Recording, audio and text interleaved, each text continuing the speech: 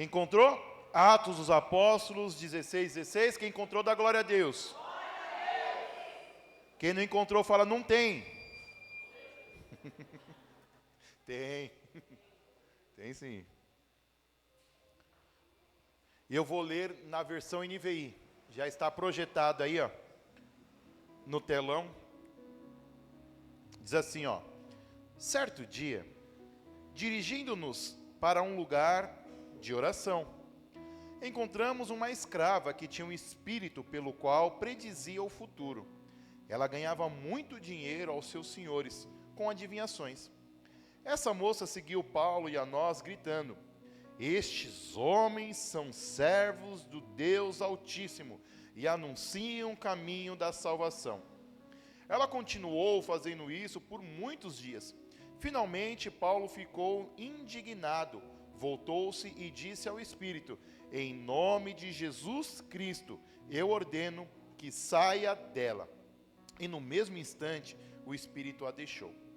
Percebendo que a sua esperança de lucro tinha acabado, os donos da escrava agarraram Paulo e Silas e os arrastaram para a praça principal, diante das autoridades. Levando-os aos magistrados, disseram: estes homens são judeus, estão perturbando a nossa cidade, pregando costumes que nós, romanos, somos proibidos de aceitar ou praticar. A multidão ajuntou-se contra Paulo e Silas, e os magistrados ordenaram que as suas roupas fossem arrancadas e eles açoitados. Depois de serem severamente açoitados, foram lançados na prisão. O carcereiro recebeu instrução para vigiá-los com cuidado. Tendo recebido tais ordens, lançou-os no cárcere interior e prendeu os pés deles no tronco. Amém? Glória a Deus. Feche os olhos, curve a cabeça, vamos orar. Pai, em nome de Jesus, te agradecemos porque o Senhor é bom. Meu Deus, te agradecemos porque sim, está frio, mas nós temos um teto para nos proteger do frio. Sim, meu Deus, está frio, mas temos roupas para nos aquecer. Meu Deus, está frio, mas temos alimentos quentes que podem aquecer o nosso corpo. Pai, nós oramos agora por essas pessoas que estão aí, ó Pai, que não tem aonde reclinar a sua cabeça, não tem, meu Deus, uma casa, não tem uma cama, não tem, meu Deus, alimento, nem roupas apropriadas. Nós te pedimos, meu Deus, que o Senhor levante homens e mulheres nessa terra, para poder, meu Deus, fazer o ID, levar o Evangelho, mas também levar, meu Deus, uma roupa, levar, meu Deus, um alimento. Pai, eu te agradeço por essa igreja fazer parte desses que levam, meu Deus, a esperança àqueles que já não as têm. Meu Deus, neste momento, quero te pedir que o Senhor tome as nossas vidas, ó Pai, e fale conosco através da Tua palavra. Nós não queremos ouvir um homem, nem queremos que o inimigo venha distrair ou roubar aquilo que o Senhor tem para nos ensinar, mas fala aos nossos corações, e que ela seja uma terra boa, Pai, adubada, e que as Tuas palavras sejam sementes e que possam crescer dentro de nós. Essa é a nossa oração, em nome de Jesus, amém, e graças a Deus. Poder se assentar em nome de Jesus.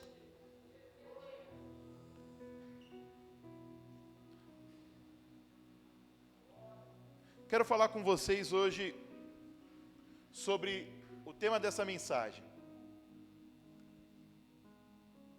Fiz tudo certo e deu tudo errado.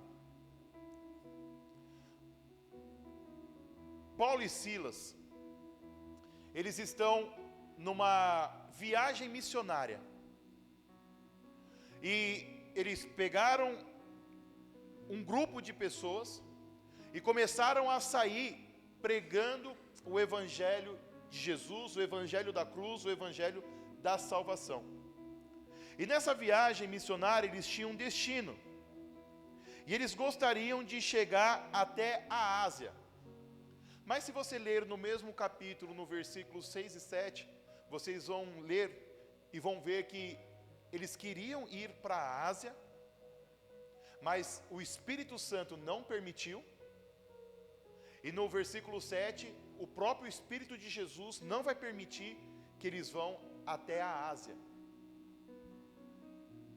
Eles vão ser então designados para ir para a Europa. Nessa viagem, quando eles não podem ir, eles vão retornar ao caminho e vão pegar o caminho contrário que eles estavam indo, porque o Espírito Santo, porque o Espírito de Jesus não permite. Então, direcionados pelo Espírito Santo, eles vão para a Europa e chegam numa cidade chamada Filipe. E ali eles vão instituir, eles vão fundar, eles vão plantar a primeira igreja na Europa. Mais para frente, depois você vai ver que o apóstolo Paulo ele vai escrever uma carta aos Filipenses, que é essa cidade aonde eles estão chegando agora, nesse capítulo que nós lemos com vocês. E só para vocês entenderem aonde tudo isso está acontecendo, hoje é conhecido como a Grécia moderna. É a cidade de Filipe, aos Filipenses. E quando ele chega ali, nessa viagem missionária, direcionado pelo Espírito Santo, nós lemos que quando eles chegam nessa cidade, a primeira coisa que eles vão fazer é pregar o Evangelho. E por pregar o Evangelho, eles serão perseguidos. E a Bíblia vai dizer que indo eles ao lugar de oração, eles então estavam ali naquela cidade, procurando um lugar para orar. De repente uma mulher vem e começa a gritar: estes são homens de Deus que pregam o Evangelho. Essa mulher estava falando alguma coisa de errado? Não. Realmente eles eram homens de Deus e estavam pregando o Evangelho. Só que isso aconteceu um dia, no outro dia aconteceu de novo, no outro dia aconteceu de novo. Então o apóstolo Paulo vai entender que aquela mulher não estava falando do Espírito Santo, mas estava falando através de um demônio. Por isso que vocês têm que tomar cuidado aonde você vai, que tipo de revelações você está recebendo. Eu creio em revelação, você crê? Que Deus usa vaso? Eu creio, mas você tem que tomar cuidado aonde é que você vai. Eu nunca vi pessoalmente, mas eu já ouvi pessoas que estavam num culto e a pessoa profetizava e profetizava, de repente subiu um pastor para pregar e o Espírito Santo testificou e expulsou o demônio. Era um demônio que estava ali falando na vida da pessoa. Alguém já viu isso através de testemunho? Alguém já viu? Então você precisa tomar cuidado, porque ainda que parecia ser uma coisa boa, não era o Espírito Santo que estava falando na boca daquela mulher. Então, o que o apóstolo Paulo vai fazer? Colocar as mãos sobre a cabeça daquela mulher e expulsar. E outra coisa, meu irmão, já passou da fase de você ter medo de demônio, tá? Tem uma história que entrou um homem fantasiado de diabo na igreja. E esse homem fantasiado de diabo gritou: quem aqui é contra mim? Saia daqui correndo, senão vai morrer agora. A igreja inteira saiu correndo, inclusive o pastor, só ficou um homem sentado. Aí aquele homem que estava fantasiado tirou a fantasia e falou assim: por que você não saiu correndo? Você não tem medo de mim? Ele falou: eu tenho, mas é que eu tenho problema nas pernas e não consigo correr. Aquele homem falou assim: na verdade, diabo, eu nem tenho nada a ver com você, eu não tenho nada contra você, era o pastor que foi falando mal de você lá no altar. Parece brincadeira, mas esses dias uma igreja estava num retiro, e era como se fosse um encontro com Deus, e em determinado momento é feita uma oração com imposição de mãos, e aí o pastor estava no altar e falou assim: ó, agora eu quero falar com toda a igreja, inclusive com a equipe, com os obreiros. Você que não tem a vida aí consagrada, você que está em pecado, ou você que tem medo de algum demônio, de alguma coisa, é para você sair daqui agora. Mas o pastor falou isso brincando, achando que, de repente ele falou que levantou a cabeça assim, e uns obreiros assim, ó, saindo escondido assim, ó. Se manifestar um demônio aqui, o que você faz? Você corre para cima ou corre para fora? Tem obreiro que fala assim: pastor, eu até vou, mas a minha oração vai ser assim, ó, sai dele e sai de mim, sai dele e sai de mim, sai dele e sai de mim, sai. Irmão, maior é o que está em você do que está no mundo. Você sozinho é presa fácil, mas você e Deus é maior do que todos os demônios, todos os diabos, tudo, inferno e principado. Nós não podemos ter medo. Então ele foi lá e expulsou o demônio. Quando aqueles homens, porque olha só, a Bíblia vai dizer que aquela mulher era uma escrava. Quando nós não somos libertos por Jesus, nós somos escravos do diabo. Não tem em cima do muro, não tem outro, não tem uma terceira linha de pensamento. Ou você é livre porque Cristo te libertou, ou você é preso porque o diabo te aprisionou. E aquela mulher que era presa, quando ficou livre, os seus donos, os seus senhores, achou aquilo um absurdo. E então ele vai prender Paulo e Silas, e vai levar até a cadeia. E vai levar até os magistrados. Os magistrados vão condenar Paulo e Silas a, olha o que a Bíblia vai dizer aqui, para não ficar nas minhas palavras, severas. 23, depois de serem severamente açoitados, eles têm as suas roupas arrancadas, e na praça pública, eles agora são açoitados. Depois disso, eles vão ser lançados no cárcere, vão à prisão. E detalhe, você não sabe o valor que você tem na mão de Deus, mas o inimigo reconhece o espírito que habita dentro de você. Eles vão dizer assim, ó, esses presos são altamente perigosos. Mas você não é perigoso no mundo físico. Sabe onde você é perigoso? No mundo espiritual. O seu adversário sabe o estrago que você pode fazer. Então eles vão falar o quê? Pega esses dois e guarde eles. Porque se eles saírem, eles vão criar problema. Quando Paulo e Silas chegam na prisão, sabe qual é a quantidade de erros, de problemas, de pecados que eles cometeram? Nenhum. Paulo vai expulsar um demônio e por conta disso, ele vai junto com seu companheiro, Silas, para a prisão. Até aqui, Paulo fez tudo que Deus mandou ele fazer. Fez tudo certo e aparentemente está dando tudo errado. Primeiro, ele foi para a Europa, mesmo querendo ir para a Ásia. Pregou o evangelho e foi perseguido. Expulsou o demônio e foi parar na cadeia. E por conta disso foram severamente açoitados. Quantas pessoas estão exatamente assim? Fez tudo o que era certo na sua vida e aparentemente está dando tudo errado.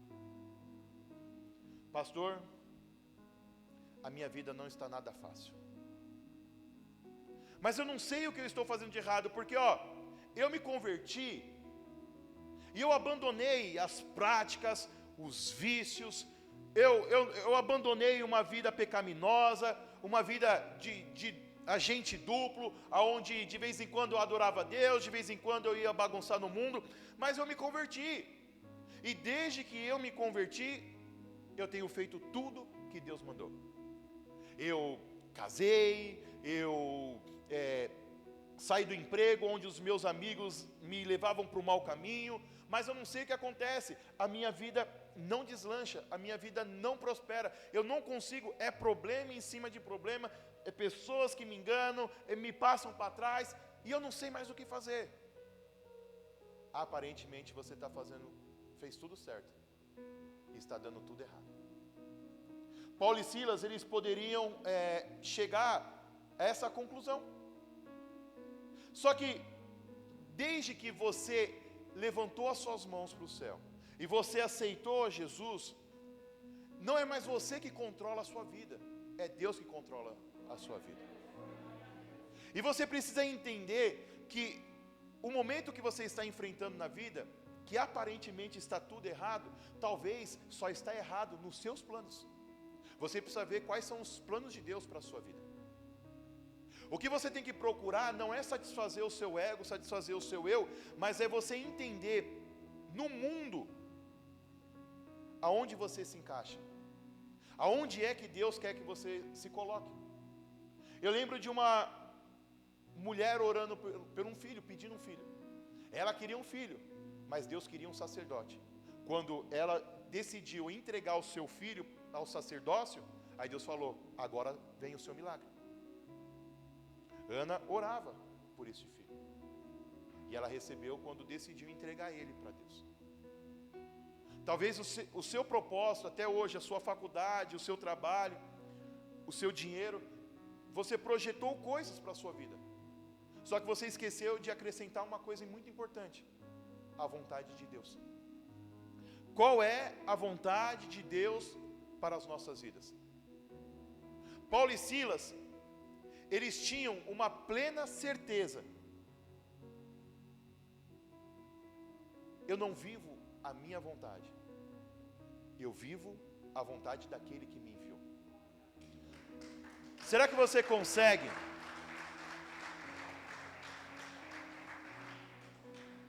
Será que você consegue abrir mão de coisas para viver a vontade de Deus?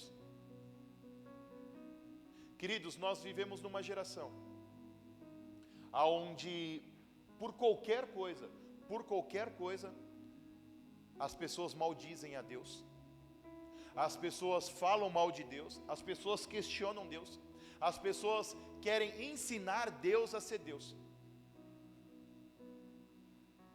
Paulo e Silas, eles tinham uma ideia: nós vamos pegar o barco, vamos fazer uma viagem missionária e vamos para este lugar. O Espírito Santo manda ele dar meia volta e ir para outro lugar, e ele simplesmente vai. E no decorrer, a consequência disso, desse ato de obediência, ele vai ser perseguido, preso e açoitado. E eu vejo as pessoas nessa trajetória, nessa caminhada, questionando o que Deus está fazendo na vida dela. Pessoas às vezes que perdem o emprego, pessoas às vezes que têm que vender o carro, pessoas às vezes que têm que mudar a faculdade, e elas ficam questionando Deus: mas por quê? Por que, Deus? Por quê? E por quê? E por quê? Já foi pregado muitas vezes nesse altar, na verdade, a pergunta não tem que ser o porquê, mas tem que ser o para quê, meu Deus.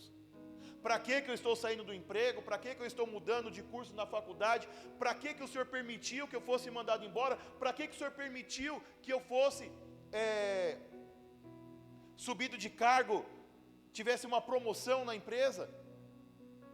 E agora vai mudar o meu horário, agora não vou... Mas não é por quê, e sim para quê.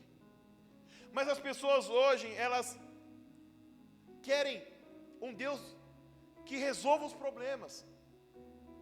Elas querem um Deus que abre o mar,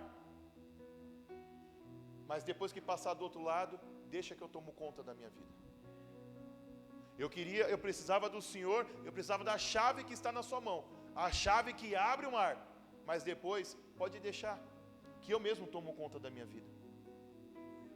Será que você consegue obedecer a Deus e as coisas piorarem e você não murmurar?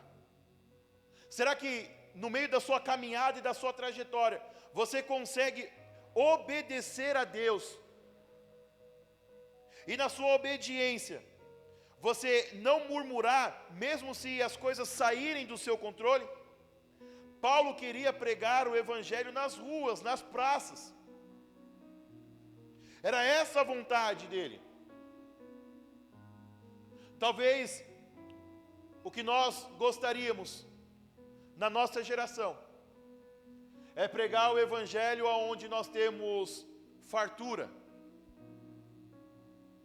Pregar um evangelho onde nós temos uma igreja confortável, onde nós temos o som, onde nós temos o ar-condicionado, está vindo em nome de Jesus.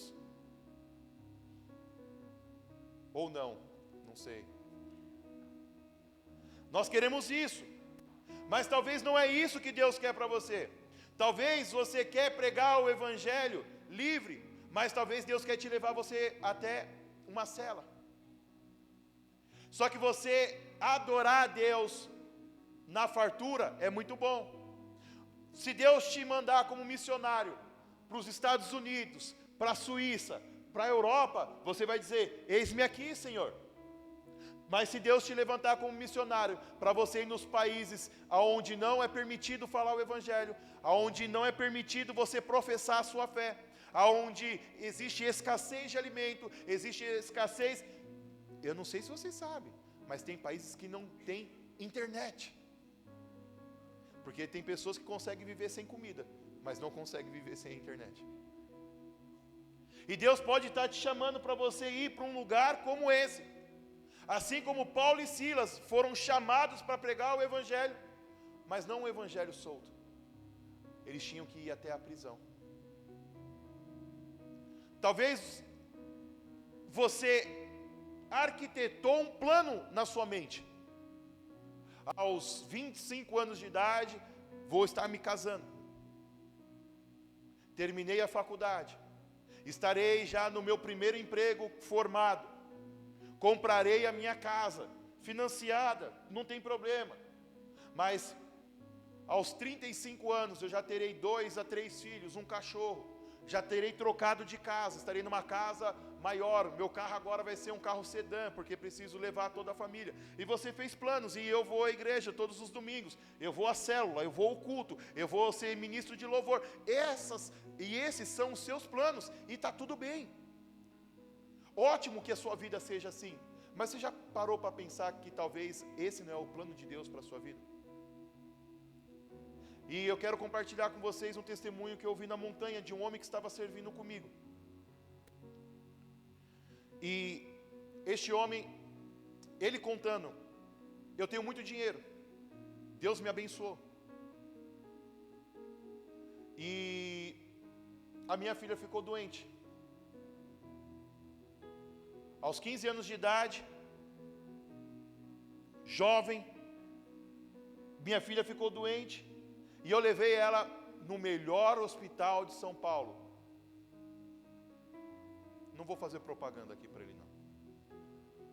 E lá dentro desse hospital, o médico examinou a minha filha e falou: sua filha não tem nada, é apenas uma gripe, pode ir para casa.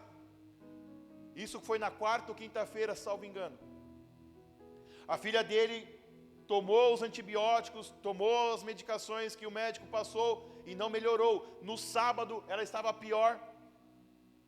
E ele voltou então ao hospital e foi constatado que ela estava com a influenza, e a influenza tinha chegado ao coração dela, e ela estava passando muito mal porque já tinha atacado o coração e os batimentos tinham diminuído.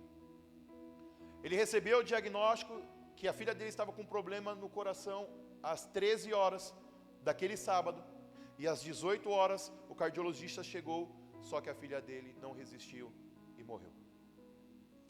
E quando ele começou a falar isso, nós estávamos em cerca de 60 e poucos homens, e as lágrimas corriam dos nossos olhos.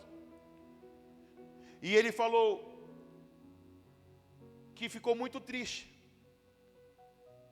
e demorou um tempo para ele entender, mas ele entendeu que a filha dele foi a chave que Deus usou para ganhar ele para Cristo.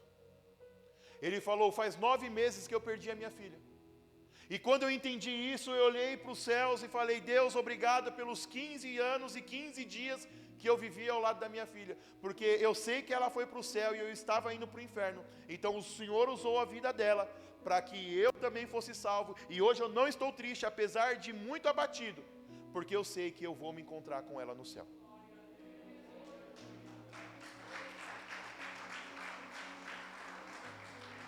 E aí nós olhamos nos olhos uns dos outros e perguntamos: qual é o seu problema? Meus irmãos, você precisa ter muita fé em Deus para você entender que a perca de um filho é um propósito de Deus. E eu glorifiquei a Deus pela fé daquele homem, porque por muito menos murmuramos e, cara, nós até deixamos Deus de lado. Só que aquele homem recém-convertido conseguiu entender uma lição valiosa que muitos crentes velhos não entenderam até hoje. Que a nossa vida está nas mãos do Senhor. E aquele homem está fazendo o melhor que ele pode com as condições que ele tem. E agora o testemunho dele está sendo pregado para muita gente. Porque não é fácil para um pai dizer: a minha filha teve que morrer para que eu fosse salvo. Assim como não foi fácil para Deus entregar o filho dele para que toda a humanidade seja salva. E você, no momento de dificuldade, sempre você terá duas opções: ou você vai murmurar, ou você vai adorar. Paulo e Silas, eles tinham a oportunidade de reclamar, eles tinham a oportunidade de fazer como eu e você fazemos, falando: Deus, poxa vida, na minha vida está tudo errado. Sou um bom pai, sou um bom marido, sou um bom servo, devolvo o dízimo, devolvo a oferta, pinto a igreja, lavo o estacionamento, eu prego o evangelho, não roubo ninguém, não olho para a mulher de ninguém, não defraudo ninguém, na minha empresa todo mundo pega um monte de coisa, eu não pego. E por que na minha vida dá tudo errado? Paulo e Silas poderiam fazer exatamente isso, como eu já fiz, como eu já questionei a Deus. Poxa, por que meus filhos são assim e não são assados? Poxa vida, por que minha casa é assim e não é assado? Poxa vida, Deus, eu faço e nada acontece na minha vida. Paulo e Silas, como eu disse, gostaria de estar pregando nas praças, livre, saindo dali, indo para um restaurante, comendo, bebendo. Mas Deus, porque eles foram obedientes, levaram eles até a prisão. Chegou na prisão, sabe o que eles fizeram? Diferente de mim, continuaram pregando o evangelho. Se você está, meu irmão, num deserto, se você está num vale, se você está na prisão, se você está desempregado, se você está doente, isso não muda quem você é um servo de Deus. Servo de Deus na dor, servo de Deus na doença, servo de Deus desempregado, servo de Deus na prisão, você é um servo de Deus. Paulo e Silas eram servos de Deus, livres e presos, porque aonde você está não define quem você é. Meu irmão, deixa eu falar uma coisa com você: as dificuldades, as dores, as lutas deste mundo não moldam quem você é. Você foi moldado, você foi feito, você foi forjado à imagem e semelhança de Cristo, e o ambiente não muda quem você é você que muda o ambiente. Você é luz. Em meio às trevas, em meio à escuridão, você não pode apagar a sua luz. Sabe o que você tem que fazer? Brilhar ainda mais. Ah, mas está doendo, continue. Ah, mas eu estou sofrendo, persista. Ah, mas todo mundo quer apagar. Continue brilhando cada vez mais. Paulo e Silas chegam na prisão. Como eles chegam? Machucados, feridos e com questionamentos. Eles poderiam fazer uma coisa: Silas, eu não estou entendendo nada. Por que nós estamos aqui? O que nós fizemos de errado? Aí Silas vai falar: a última coisa que eu me lembro que eu fiz, na verdade não foi nem eu, Paulo, foi você. A confusão toda aí quem causou foi você. Você que foi lá expulsar o demônio da mulher. Então quer dizer que nós não fizemos nada de errado? Não, irmão, às vezes você não fez nada de errado. Às vezes você só está exatamente onde Deus gostaria que você estivesse. Paulo e Silas chegam machucado e ferido. Só que Deus ainda tinha um propósito. Deus ainda tinha pessoas para serem alcançadas. Paulo e Silas queria pregar na praça, mas na praça os prisioneiros não iriam escutar. Na praça o carcereiro não iria escutar. Você às vezes quer pregar aonde te convém, aonde você não corre risco, porque eu sei que Deus fala com pessoas aqui dentro do transporte coletivo. Olha lá, aquela mulher, vai lá, abraça ela, está chorando, ela está aflita. E você vai fazer o quê? Isso é coisa da minha cabeça. Eu sei que Deus fala com você, vai lá hoje, oferta o que você tem no bolso. Eu não vou ficar aqui estipulando o valor, porque aqui não é leilão, mas o que o Espírito Santo já falou com você, vai lá e oferta esse valor. Você falou, não, isso é coisa da minha cabeça. Deus já falou com você, oferta isso na vida dessa pessoa, leva esse remédio, compra um gás, uma cesta básica, dá um carro. Eu não sei que Deus já falou com você e fala, porque Ele fala com todos nós. Só que nós queremos, sabe o quê? Só vir num culto de quarta-feira, não se envolver muito. Ah, está frio, então eu sou muito crente porque eu vim no frio. E Deus está falando com você, para você fazer coisas, mas você só quer ser usado onde Deus está, onde é confortável para você. Só que Paulo e Silas, eles foram até a cadeia e deram testemunho. Querido, no momento de dificuldade, você não pode perder a cabeça. No momento de luta, você não pode esquecer quem vocês são, porque tem pessoas observando vocês. Jesus, no momento de maior aflição aqui na terra, Ele pegou 3 dos seus discípulos e levou até um lugar, e ali Ele se ajoelhou, e a aflição dele era tanta, que a Bíblia vai dizer que o suor dele já não era água, era gotas de sangue, tamanha aflição. Mas no momento de maior dificuldade, ele persistiu, ele orou e falou, Pai, se for possível, passe de mim esse cálice, sem que eu beba, mas todavia não seja feita a minha, mas a sua vontade. No momento de aflição, sabe o que você tem que fazer? Chamar as pessoas mais próximas e falar, vem orar comigo. Não é se desesperar, não é esbravejar, não.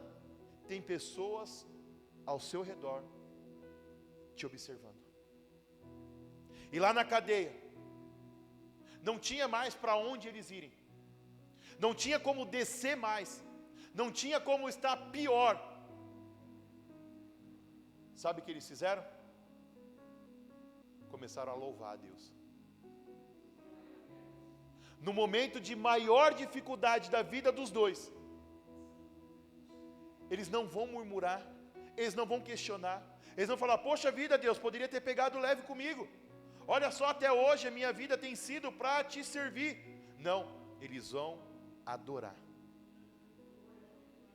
E no mundo físico, a adoração e a murmuração, elas dá o mesmo trabalho. Você abrir a boca para adorar ou para reclamar, no mundo físico, dá o mesmo trabalho. Só que as consequências no mundo espiritual, elas são completamente diferentes. Eu nunca vi na Bíblia, ninguém vencer porque murmurou muito. Alguém aqui já viu? Pelo contrário, eu já vi pessoas que tinham que fazer uma viagem de 40 dias, se transformar em 40 anos porque murmuraram. Eu já vi coisas piorarem pela murmuração. Eu já vi Deus falar assim, vocês são ruins de coração, vocês murmuram, então vocês vão passar por isso. Eu nunca vi ninguém resolver a vida murmurando, mas eu já vi vários milagres, pessoas adorando. Pessoas que adoraram a Deus e receberam milagre.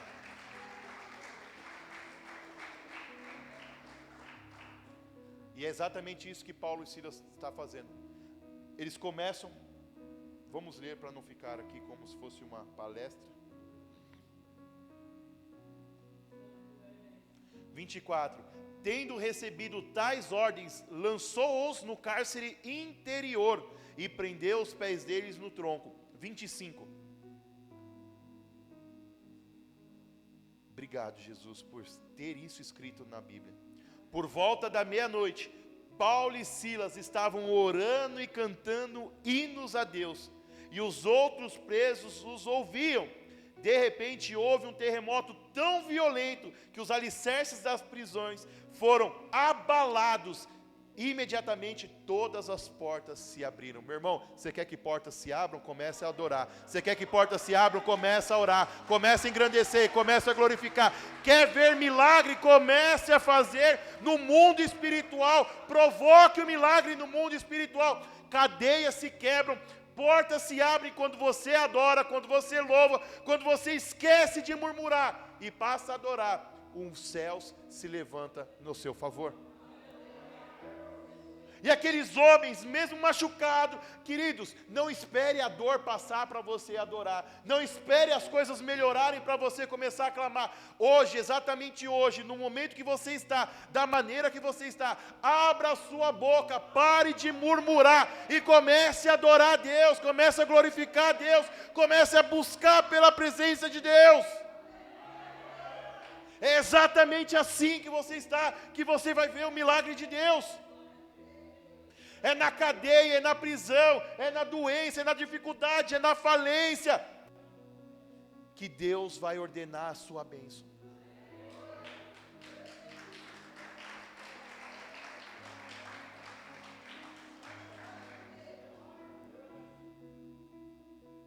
Quando as portas se abrem, as correntes se soltam, o carcereiro acordou, e vendo as portas abertas da prisão, desembanhou a espada para se matar, porque pensava que os presos tinham fugido. Paulo, porém, gritou: não faça isso, estamos aqui.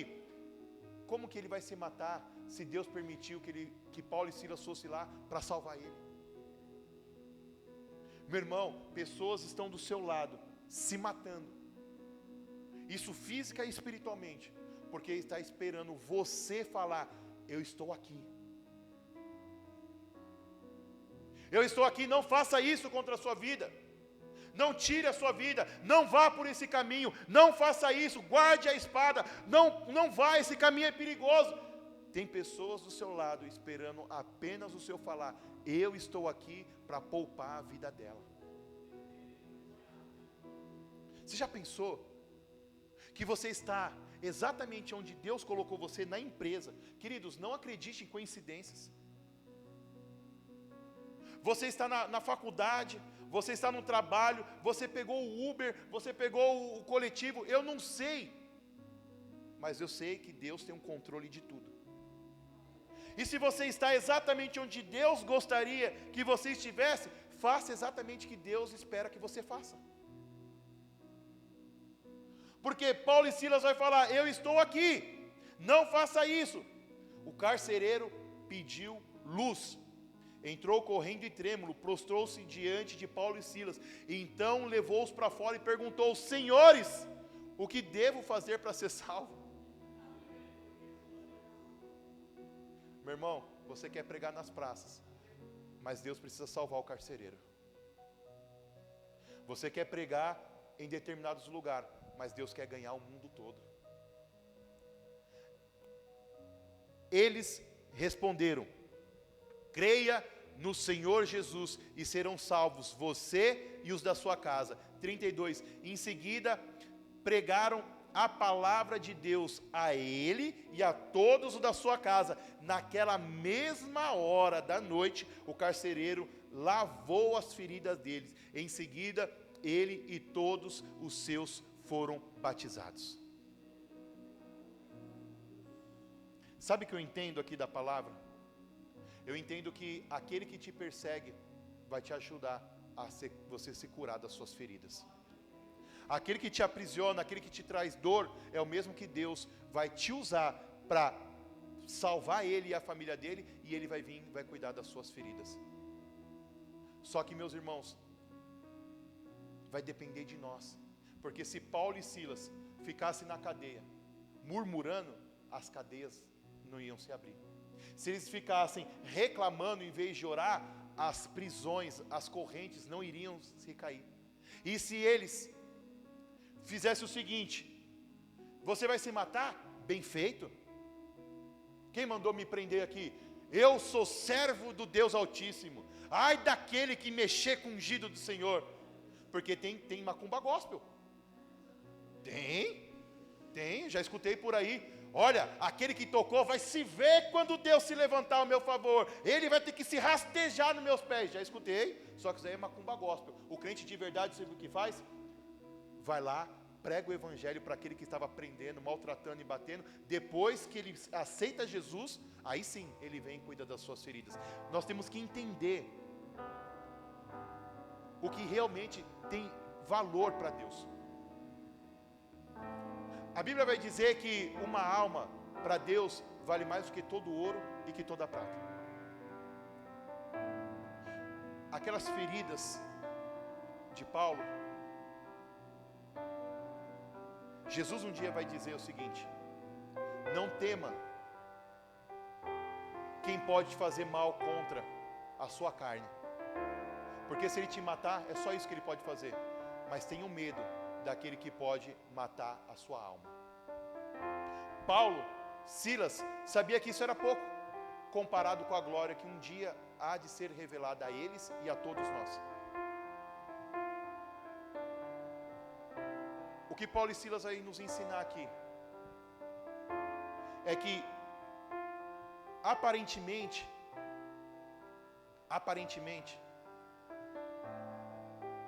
as coisas saíram do controle, mas saiu só do meu e do seu controle. Nunca saiu do controle de Deus. Você ter mudado de casa, mudado de cidade, mudado de projeto, engavetado alguns planos, colocado na gaveta, tudo isso foi Deus te direcionando. E talvez nos seus projetos de vida você ainda não alcançou tudo aquilo que você queria, ou você não está no momento da vida que você gostaria. Mas Deus te trouxe aqui nessa noite para te mostrar que você está exatamente aonde Ele gostaria que você estivesse.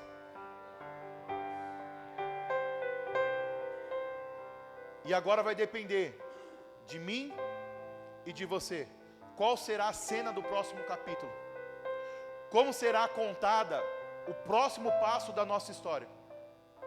Que você foi um homem e uma mulher que não murmurou em meio à adversidade, e Deus te deu dupla honra, ou se você tropeçou em alguma pedra, e hoje já nem se lembra mais. Cadê aquele irmão?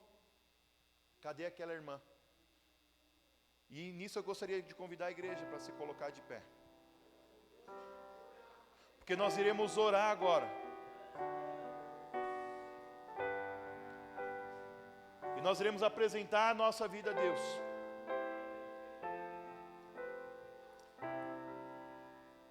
Mas eu queria te entregar uma chave nessa noite.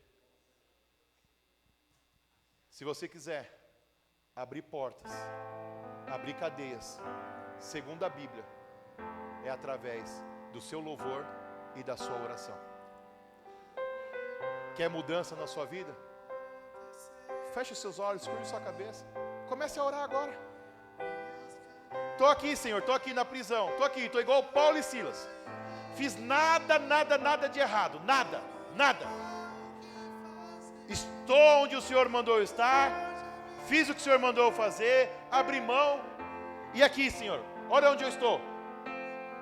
Comece agora. Falar: Senhor, o Senhor me trouxe aqui porque o Senhor quer salvar alguém. O Senhor me trouxe neste momento, nessa empresa, nesse trabalho, porque tem algo a ser feito. Então eis-me aqui, comece a usar a minha vida, Senhor. Meu Deus, está doendo, eu estou machucado, mas essas leves e momentâneas aflições não poderão se comparar com a glória que um dia há de ser manifestada. Eu estou aqui, Senhor, e eu aceito estar preso. Eu aceito, meu Deus, estar sendo cuidado. Eu aceito, meu Deus, mesmo sem ter feito nada. Eu estou aqui. O que está me aprisionando talvez é uma doença. O que está me aprisionando talvez, Senhor, é uma limitação física. Talvez o que está me aprisionando, meu Deus, é um trabalho, uma falta de dinheiro. Eu não sei o que está aprisionando. Mas eu quero te dizer uma coisa, que o Deus que te trouxe aqui nessa noite, Ele tem um poder para abrir cadeias, grilhões, despedaçar correntes. Ele tem o poder nos céus e na terra para transformar a sua vida. Ei, meu irmão, ei, minha irmã, o que você está fazendo aqui hoje é se prostrar diante de Deus e levantar um clamor, porque Ele pode entrar